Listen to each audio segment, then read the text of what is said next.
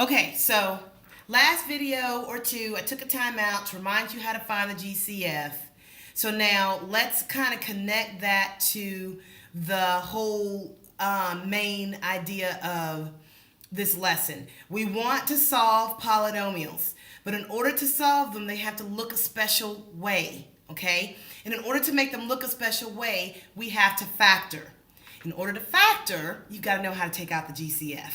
So when we're talking about factoring, in this case, because this is like a level 1, we're going to be factoring out a monomial. Now, I'm going to put, that's going to be your GCF, so don't pretend like I changed anything because I haven't. When you factor out the GCF, if you noticed, in the last example, they were only one term. So I'm just making it fancy and saying you're factoring out a monomial. It's really the GCF. So here's what's going to happen.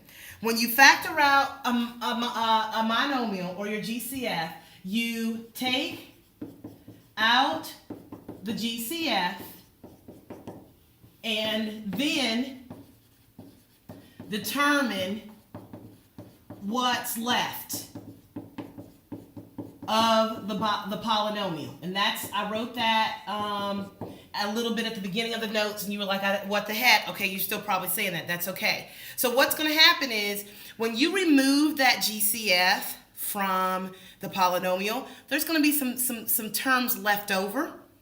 So we're going to try to take this slow. I don't think you're going to have an issue with the GCF because we kind of broke that down. It's just a lot of mental math. But you got to figure out, what are you leaving? What's left of that polynomial after you take the GCF out? So let's look at example 2. All right? Example 2. I'm going to give you a binomial, and we're just going to leave it like this. In the next video, it's going to be set equal to 0, and we're going to solve it. But we're just going to take it one step at a time. I need to factor out the GCF. So you're going to do the same thing that we did a minute ago. What is the largest number that is a factor of both 6 and 8? So you may be thinking, okay, 1, 2, 3, 6. 1, 2, 4, 8. It's 2, all right? And then for your variable, it's always the variable with the lower exponent. So in this case, it'll be A. That's your GCF, ladies and gentlemen. However, you've got some stuff left, because in order for this binomial to look like what we started with, you've got some numbers and things left in here. So we've got to figure out, once you take the GCF out, what did you leave behind? Well, let's just break it down. If my first term is 6a squared, what would be left in this parentheses so that if I multiplied it by 2a, I would still get my 6a squared? Okay, so what would you have to multiply 2 by to get 6? 3, right? What would you have to multiply a by to get a squared? A. 2 times 3 is 6. A times a is a squared. That's part of what you left behind. Well, what about the second term? What would you have to multiply 2 by to get a positive 8? Hopefully you'll say a positive 4. 2 times 4 is 8. And I already have an A here. There's just an A there. I don't need anything right here. So what I have here in the parentheses, that's what you left behind. You just factored.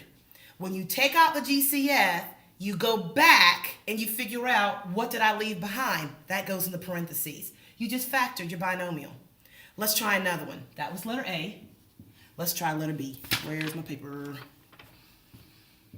Let's do 15x plus 21. All right, can you see that? Okay, take out your GCF.